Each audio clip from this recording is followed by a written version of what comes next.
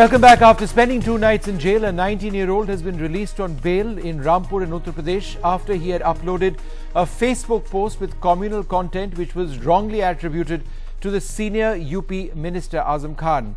Section 66A of the IT Act actually allows such arrests to be allowed, but in a democracy, does misuse of Section 66A benefit the political class at the cost of our freedom of expression? That's what we are looking at this evening.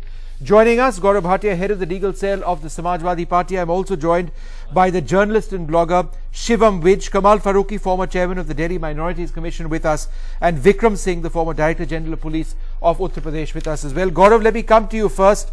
Was it really necessary for the UP government to arrest this 19-year-old for putting up something on his Facebook post? Facebook is supposed to be personal in a sense. It's a public space, but it's his page. He can put up what he wants. Did your government really need to crack down on him?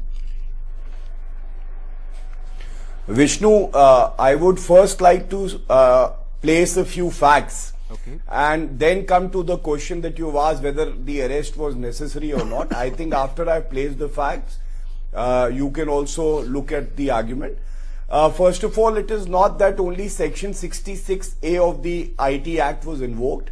There was more serious Section 153A of the Indian Penal Code that was also invoked, which says that any person who promotes enmity between different groups on the basis of religion, caste or creed. All the ingredients of 153A were present in the post that was on the page. Okay. And if you want, I can, place the exact language of the post. No, obviously we can't have that. It was of such serious nature. Gaurav, why don't you state the language, then maybe 153A can be used against you as well. No, Gaurav, please don't state the language. Please go ahead with the point that you're making. Yes. I think, I would appreciate all interruptions, but once I've made my point, if somebody is so eager to come first, then you can go first. I'll wait for my turn. Go ahead, Gaurav, go ahead.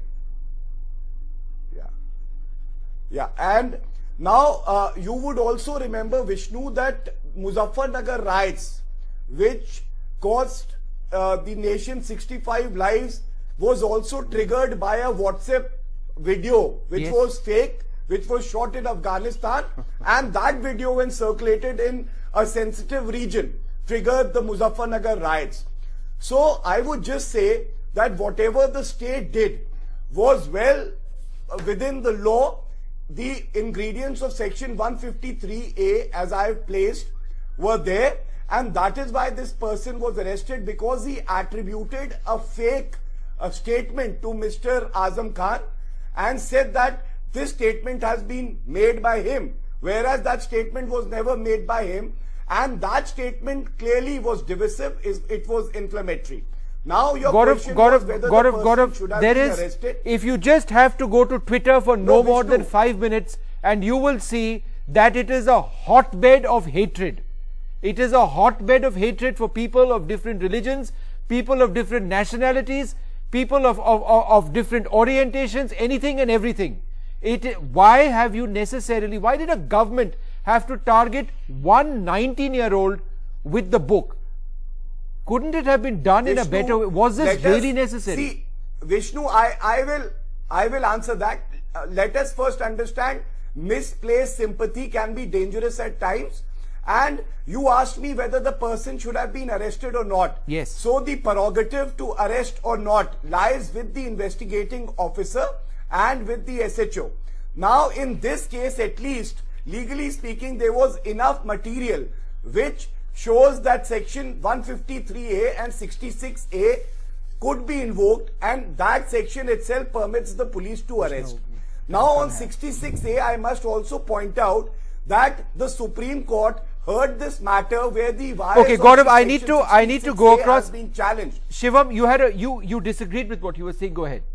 No, I disagree on many points. Firstly, Gaurav is emphasizing the IPC and not 66A. Yes. He does not explain when the IPC is enough on this case. What is the need for 66A? If you could answer that, I'll be very grateful.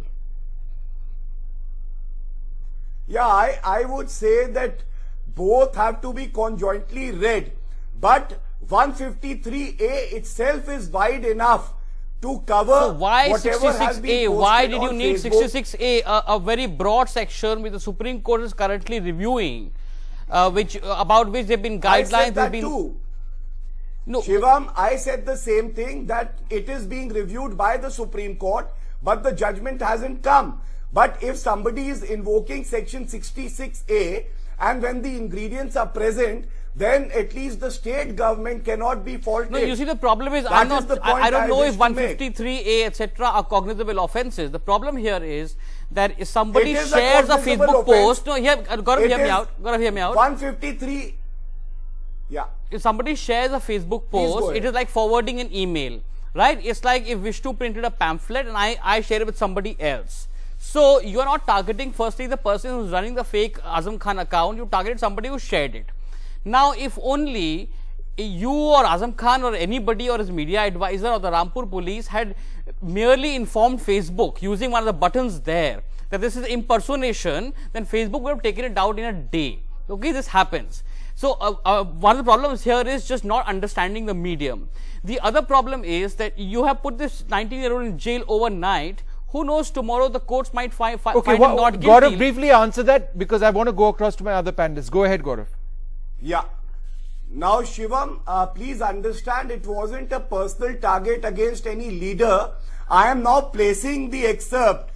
The post said, Hindu neta chahe kitni bhi baar Muslim topi pehne, lekin hum Muslim neta tilak nahi lagayenge. Hindu chahe namaz ko kitni bhi izzat de. The guy arrested did not even write this. The guy arrested did not even write what you are reading. He shared it. He shared it from a page purporting to be an Azam Khan page. He could well have been misled that this is the real Azam Khan. How does he know it's fake or real? Of the facts. You know, a 19-year-old who sees this on Facebook. Now, I'm also talking about facts. Okay, one moment. Let me just go across. Vikram Singh, as a former DGP. I would like to just... Yes, go ahead. It is not factually correct. I have the post in front of me. I had asked for it before I am coming for this discussion. Gaurav-ji, it's not, no one is disputing the fact that the comments which were made were derogatory, they were communal and they were wrong. And frankly, Gaurav, you shouldn't have repeated them. But that being the case, it's about how you could have dealt with this situation. Vishnu, if I may. Yes. The lightning speed with which the Rampur police reacted. The content has to be placed. Okay, Gaurav, one moment. Yes, go ahead. Vishnu, the lightning speed with which the Rampur police not only registered the case, but swooped down upon this boy, arrested him and put him behind bars is indeed amazing. At one point of time, the police there turned themselves into Buffalo Bills, and on another occasion, they in fact go after that.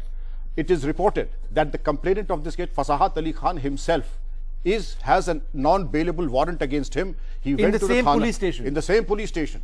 He goes to the police station, lodges the complaint, and the police do not have the temerity to ask him about the NBW.